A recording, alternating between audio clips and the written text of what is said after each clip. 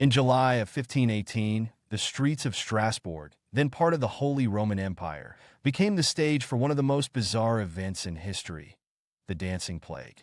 It all began with a woman named Frau Trophia, who stepped into the street and started dancing.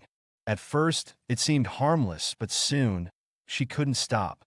Days passed, and she was still dancing, her feet moving to a rhythm only she could hear. What's truly astonishing is that she wasn't alone for long. Within a week, dozens of others joined her, caught in this inexplicable frenzy. Imagine a scene where people are twirling, leaping, and spinning, all while seemingly unable to control their own bodies. Historians estimate that by the end of the month, around 400 people were swept up in this strange phenomenon. But why did this happen? Theories abound. Some suggest it was a mass hysteria, a psychological response to the stress of the times. The region had recently suffered through famine, disease, and the aftermath of war. People were living on the edge, and perhaps the dance was a way to cope with their despair.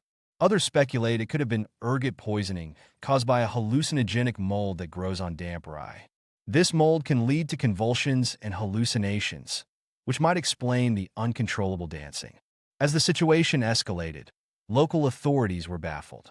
They initially thought that more dancing would cure the afflicted, so they even hired musicians to play for the dancers. Can you imagine?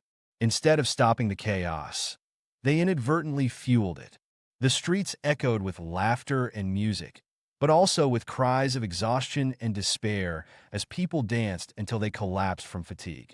Eventually, the authorities decided to intervene more seriously.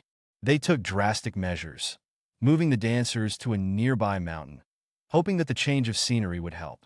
But the dancing continued.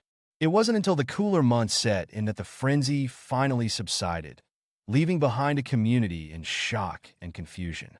The Dancing Plague of 1518 remains a mystery, a testament to the complexities of human psychology and the power of collective behavior. It raises questions about how stress and societal pressures can manifest in unexpected ways. Today, we might look at it as a cautionary tale about the fragility of the human mind and the strange ways we cope with our realities. So, what can we learn from this peculiar episode?